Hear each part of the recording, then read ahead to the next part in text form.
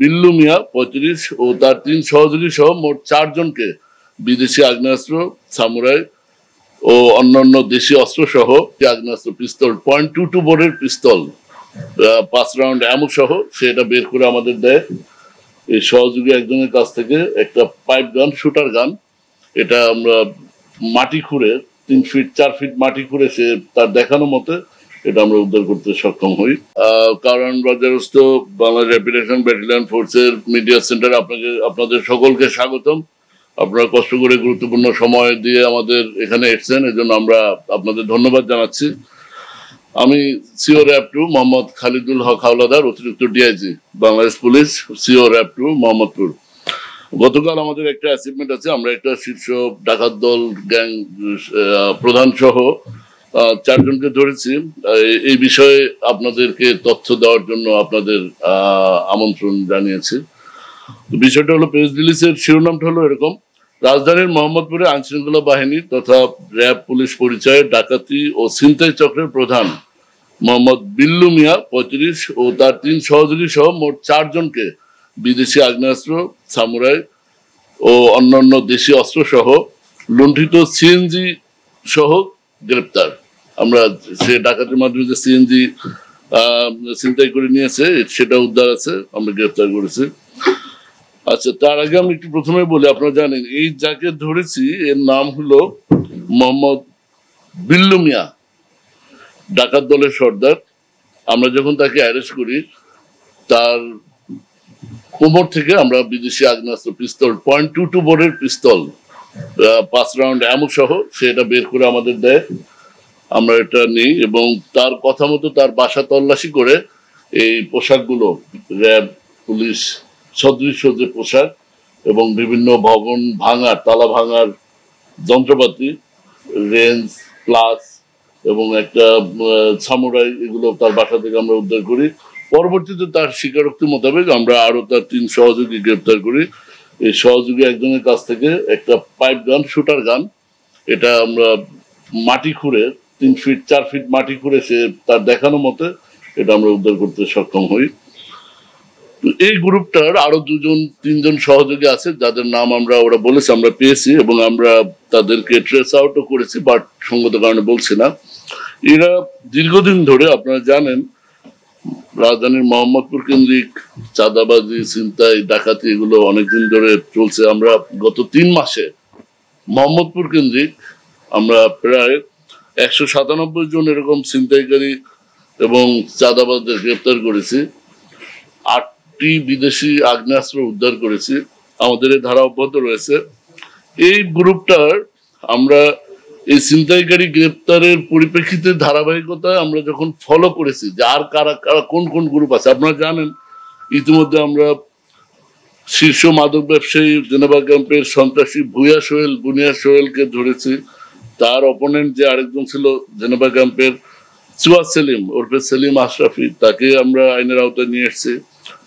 কিছুদিন আগে আমরা শীর্ষ সন্ত্রাসী কবজেঘাটা আনোয়ার, যে কিশোর গ্যাং গুলোকে মেনলি লিড করতো, ওরফে শুটার আনোয়ার, তাকে নিয়েছি এবং তার দেখানো মতে তার ফলোয়ার হিসেবে পরবর্তীতে সন্ত্রাসী রাফাত, টুন্ডা বাবু এবং কিলার আকরাম, এদেরকে আমরা মোহাম্মদপুর থেকে আইনের আওতায় গ্রেপ্তার করে আইনের আওতায় নিয়ে এসেছি।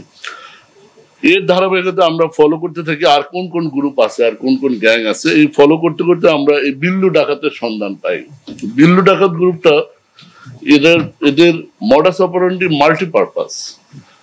বিল্লু ডাকাত তার গ্রুপ নিয়ে, সে নিজে একজন রং মিস্ত্রি, পেশায় একজন রং মিস্ত্রি। তার গ্রুপের আর একজন আছে আলামিন, সে হলো সিএনজি চালক। এই বিল্লু ডাকাত রং মিস্ত্রি সেজে বিভিন্ন অভিজাত এলাকায়, ফ্ল্যাট বাড়িতে সে রঙের কাজ করতে যায় এবং ওই যখন রঙের কাজ করে তখন কোন বাড়িতে ডাকাতি করবে এটা সে রেকি করে, ফলো করে ওই টার্গেট অপারেশন, অর্থাৎ যে বাড়িতে ডাকাতি করার জন্য যে বাড়ি ওটা সিলেক্ট করে, পরবর্তীতে তার দলবল নিয়ে সে গান পয়েন্টে অস্ত্রসহ ওই বাড়িতে ডাকাতি করে। এবং ঈদের ছুটি, পূজার ছুটি, কোরবানির ছুটি, যে লম্বা ছুটি, এই ছুটিগুলো হলো তার ডাকাতি করার মোক্ষম সময়। এই সময়টাকে সে বেছে নেয় এবং এবারও তার এই ধরনের একটা পরিকল্পনা ছিল। এই পরিকল্পনা পরিকল্পনার প্রেক্ষিতে সে যখন তার দলের সদস্যদের সক্রিয় করছিল, এই সময় আমাদের গোয়েন্দা তথ্যের ভিত্তিতে আমরা তাকে গ্রেপ্তার করি। তার আরেকটা মডাস অপারেন্ডি যাত্রী বেশে সে এই র্যাব পুলিশ সদৃশ ড্রেস পরে নির্জন মহাসড়কে, ধরেন আশুলিয়া গাবতলী থেকে যদি কেউ সাভার যায় বা এই সায়দাবাদ থেকে যদি কেউ দাউদকান্দি এদিকে যায়, নির্জন সড়কে কোথাও তার গ্রুপ সহ সে দাঁড়িয়ে একজন প্রথমে র্যাব সদৃশ পুলিশ সদৃশ পোশাক পরে সিগন্যাল দেয়, প্রাইভেট বা মাইক্রো। সিগন্যাল দেওয়া মাত্রই যদি কোনো ড্রাইভার ব্রেক করে, স্লো করে, সাথে সাথে সে দলবল নিয়ে ঝাঁপিয়ে পড়ে, অস্ত্রের মুখে গান পয়েন্টে ডাকাতি করে। হ্যাঁ, ঠিক একইভাবে ছিনতাই আপনার সিএনজি, সে নির্জন রোডে এরকম সিএনজি যদি একা পায়, পেলে ওই সিএনজি চালক, অটো চালক, সিএনজি চালক তাকে মেরে এমনকি প্রয়োজনে হত্যা করে সিএনজিটা নিয়ে যায়।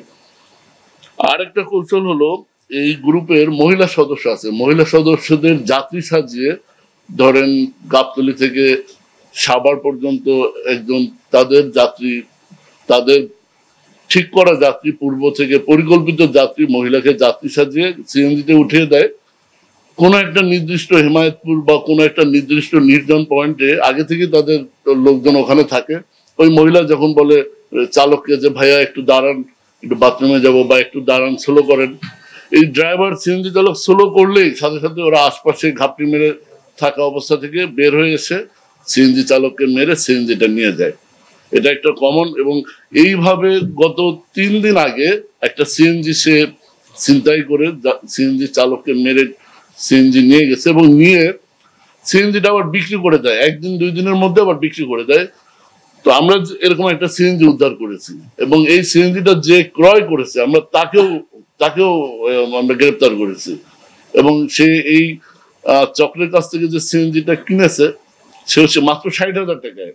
আপনারা জানেন একটা সিএনজির অনেক দাম, একটা রেজিস্ট্রেশন প্রাপ্ত বৈধ সিএনজি অনেক দাম। মাত্র 60,000 টাকায় সে 2 দিন আগে সিএনজিটা এই আমাদের গ্রেপ্তারকৃত আসামি বিল্লু বিক্রি করে। এবং আবু জাহের এটা 60,000 টাকা দিয়ে কিনে, আবু জাহেরকেও আমরা গ্রেপ্তার করেছি। তো এই বিল্লুর দেখানো মতো এবং তার গ্রুপের যে সদস্যদের যখন লোকেশন দেয়, আমরা এই পরবর্তীতে আরো 3 জনকে, আবু জাহের হোসেন 30 ওকে গ্রেপ্তার করি, এবং আলমগীর হোসেন 32 তাকে গ্রেপ্তার করি। আল আমিন ওরফে পাঠা আল আমিন আমরা তাকেও গ্রেপ্তার করি। মোট এই গ্রুপের 4 জনকে আমরা গ্রেপ্তার করি। আরো 2 জন আছে, আমরা নাম বলছি না, তাদেরকে আমরা গ্রেপ্তারের প্রক্রিয়া অব্যাহত আছে। আলামিনের বিরুদ্ধে মার্ডার মামলা সহ মোহাম্মদপুর থানায়, শেরেবাংলা নগর থানায় 4টা মামলা আছে। আবু জাহেদের বিরুদ্ধে মাদকদ্রব্য আইনের 2টো মামলা আছে, এবং আলমগীরের বিরুদ্ধে হত্যা চেষ্টার মোহাম্মদপুর থানায় একটা মামলা আছে। অর্থাৎ পুরো গ্যাংটা মোহাম্মদপুর আদাবর কেন্দ্রিক এদের অপরাধ কার্যক্রম পরিচালনা করে। এরা পেশাদার ডাকাত গ্রুপ, বিভিন্ন সময় বিভিন্ন ফরম্যাটে এরা ডাকাতি কার্যক্রম পরিচালনা করে।